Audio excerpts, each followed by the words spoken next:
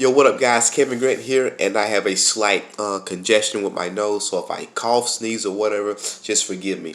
But I'm going to go ahead and say, guys, please like, share, subscribe, and click the bell icon so you know when I upload my next video. So go ahead and like right now, and the information will be below in this video if you guys need some type of coaching or whatever. But go ahead and hit that like button right about now, and subscribe and click the bell icon. Okay, so this is from Neville Goddard's The Complete Reader, Volume 1. I'm going to jump right into it because I want to make sure I have enough time to read this. So, Chapter 6. It is within. Rivers, mountains, cities, villages, all are human, and when you enter into their bosoms, you walk.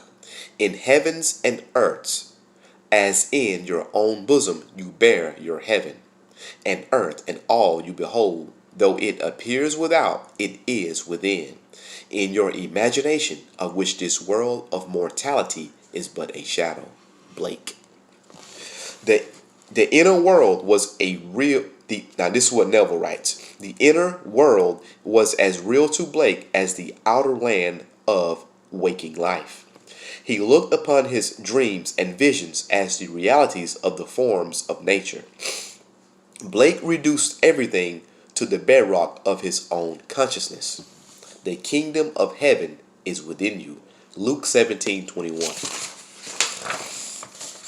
The real man, the imaginative man, has invested the outer world with all of its properties.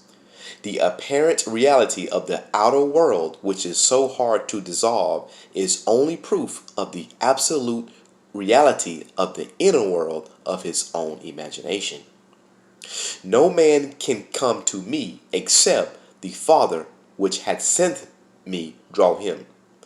I and my Father are one. John 6:44, 10:30. The world which is described from observation is a manifestation of the mental activity of the observer.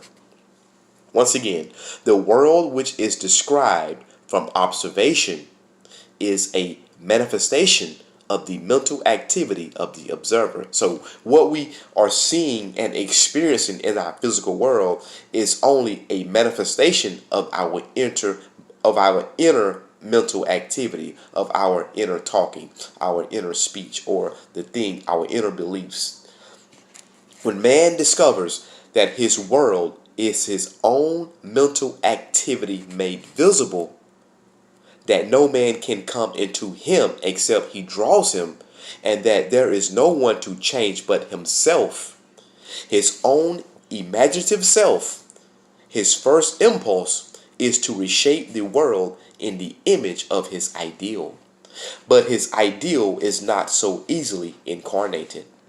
In that moment, when he ceases to conform to external discipline, he must impose upon himself a far more rigorous discipline, the self-discipline upon which the realization of his ideal depends. Imagination is not entirely untrammeled and free to move at will without any rules to constrain it. Yes. In fact, the contrary is true. Imagination travels according to habit, right? Imagination has choice, but it chooses according to habit. So basically, what we imagine and our inner speech and our inner talking and our beliefs become habit, right? So what Neville is saying, that we must consciously begin to change our habitual imagining for the good that we desire.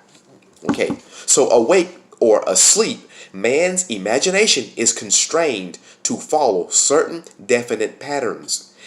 It is this benumbing influence of habit that man must change. If he does not, his dreams will fade under the paralysis of custom. Imagination, which is Christ in man, is not subject to the necessity to produce only that which is perfect and good. It exercises its absolute freedom from necessity by endowing the outer physical self with free will to choose to follow good or evil, order or disorder. So choose this day whom you will serve. Joshua 24:15. But after the choice is made, so what he's trying to say is we should begin to consciously direct our thoughts, our inner speech, our imagination to the things that we desire until it becomes habitual and automatic. But after the choice is made and accepted so that it forms the individual's habitual consciousness, then imagination manifests its infinite power and wisdom by molding the outer senses world of becoming in the image of the habitual inner speech and actions of the individual. Now this is heavy stuff, so go back and listen to this a few times, all right? I'm reading fast because I don't have much storage space on my phone, so I gotta move. To realize his ideal, man must first change the pattern which his imagination has followed. Right? Habitual thought is indicative of character. The way to change his outer world is to make the inner speech and action match the outer speech and action of fulfilled desire. So begin to consciously choose the good that you desire until it becomes a habit. Our ideals are waiting to be incarnated. But unless we ourselves match our inner speech and action to the speech and action of fulfilled desire, they are incapable of birth. Inner speech and action are the channels of God's action. He cannot respond to our prayer unless these paths are offered. Come on, close your door completely for me, please. I'm making a video. Thank you. The outer behavior of man is mechanical. It is subject to the compulsion applied to it by the behavior of the inner self.